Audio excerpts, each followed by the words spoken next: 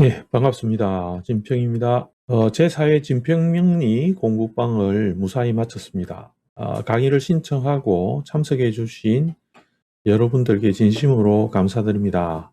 또 무사히 또 강의가 진행되도록 도와주신 여러분들께도 진심으로 감사의 마음을 전합니다. 2월 17일 부산 백석고에서 열린 강의는 사행도와 12운성의 이해를 주제로 강의하였습니다.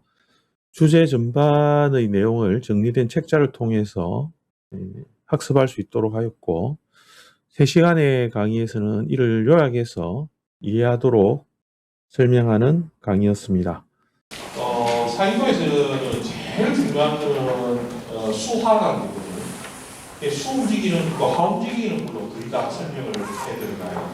그래서 뭘 봐야 되느냐 하고 궁극적인 부분에서 어떤 부분을 관찰하느냐 하는 것을 파악하는 것이 엄청 중요하다. 그래서 이제 그거를 하다 보니 여기서 이야기하는 이 사행도에 대한 그 이야기가 이제 나오기 시작을 한 거죠. 그래서 간단한 문제거든요. 그럼 수도 마찬가지죠. 화가 있어야 목음을 이룰 수 있습니다. 이렇게 됩니다. 이거는 좀 전반적으로 큰 그림이기 때문에 약간 디테일에 들어가면 좀 어려운데 이제 큰 전제를 이렇게 되는 겁니다. 요거를 생각하면서 이제 구조를 꼭 파악을 해야 되거든요. 사주로 구조 파악을 해야 되거든요. 그래서 여러분들이 이제 볼 때는 사주를 볼 때는 항상 일간이 뭐냐 이렇게 분석을 먼저 하기 때문에 일간이 오행 중에서는 목이다 해가지고 음의 목이냐 양의 목이냐를 가지고 구분해야 되죠. 구분하죠. 구분하면서도 목이라는 오행이 수와 화의 관계 속에서 어떤 관계를 지녀가느냐 이걸 갖다가 관찰하게 됩니다. 그렇습니다. 그러니까 이거 같은 경우는 화가 위로 확 오르죠. 무조건 피어 올라요. 옆에도 이것도 점한데 이렇게 하면 점화도 어디 보면 오르죠. 그죠? 근데 점은 지금 이렇게 움직이는 것은 움직임이 심한 것은 여기에서 목들이 아직 죽지 않으면 이렇게 흔들려요. 얻은 것이 어떤 존재로서 있느냐 하는 것을 판별해야 생명이 되기 때문에 거기서는 이제 생각이 다 들어가게 됩니다. 생각이 작용이 됐습니다. 이것도 보면 이제 그 앞에서 육친이 어떻게 만들어졌느냐에 대한 건데 그 교재 책에서는 제가 사기 사육으로만 나눠가지고 일반적으로 분류하는 그림을 자세하게 해놨습니다. 그림 우리가 어쨌든 간에 사주 안에는 요 10가지가 있을 거 아니에요. 누구든지 요 10가지가 있단 말이죠. 그런데 올해 갑진년이 왔어요. 그런데 내가 갑이 있는 사람, 갑이 왔을 때 얘가 어떻게 될까? 이렇게 생각할 수 있잖아요. 그죠? 요게 내 뭐 식신이든지 뭐 그러고 뭐 제발 무엇이든 간에 요 기본적으로 수화의 관계를 이야기하거든요. 수화의 관계의 변화를 이야기해요. 그래서 제가 처음부터 끝까지 수화관계로 이야기하는 거라고 이야기하는 것도 요 작용들도 전부 다 그 이야기예요. 수화가 어떻게 바뀌느냐. 신금은 뭐로 이루어졌나 하면 경금이 이루어진 화토를 머금고 있는 상황이라 했거든요. 그게 목으로 바뀌니까 그 개들이 쭉 이렇게 빠져나가는 거예요.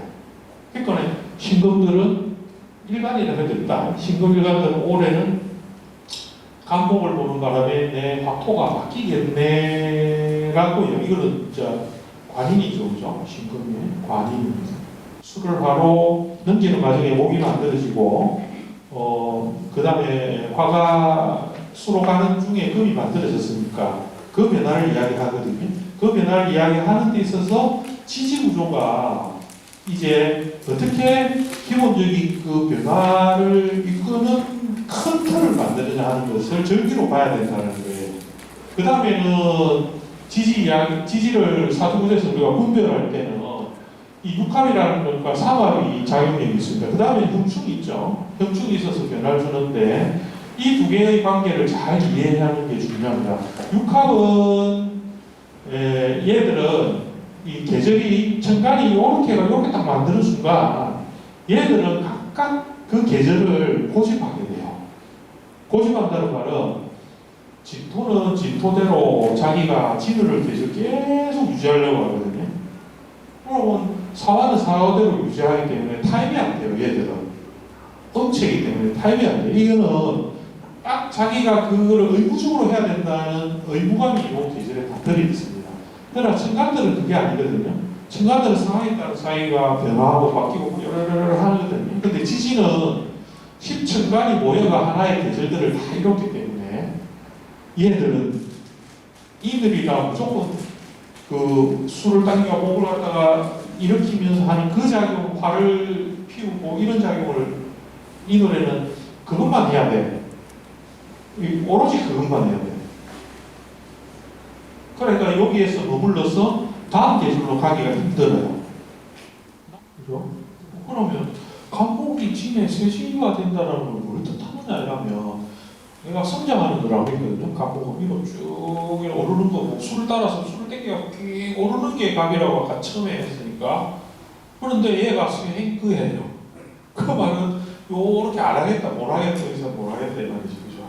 그러면 거기서 우리가 볼 수 있는 거는 갑의 수가 바뀌고 변화했다는 거예요. 이렇게 양간과 음간의 작용력에 대한 것을 이렇게 딱 일일이 정리를 해놨습니다.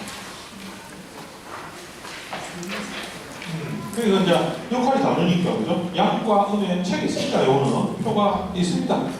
예, 표가 있습니다. 자세하게 해놨습니다. 그 내용을 바탕으로 하는데 거기에서 12운석이니까 진월이라 하는 것은 계절이 이렇게 돌아가서 봄의 끝에서 여름으로 가는 계절로서 이제 시작이죠. 그죠? 그러면 진은 하는 일은 삼효지니까 얘는 틀림없이 화 여는 애거든. 무조건 화는 온다하죠. 어떻게든 화를 내려고 하는 동작이 거기에 가미대가 있으니까 그거를 바탕으로 해서 생각을 해줘야 되는 거죠. 그러면 얘는 화를 내려고 반드시 수는 없애야 되거든. 수를 없애야 되는 작용을 하잖아요. 그죠? 그러니까 임수의 수기를 줄여야 되는 거죠. 그 다음에 화를 펼쳐야 되는 작용을 할 거예요. 그게 자기가.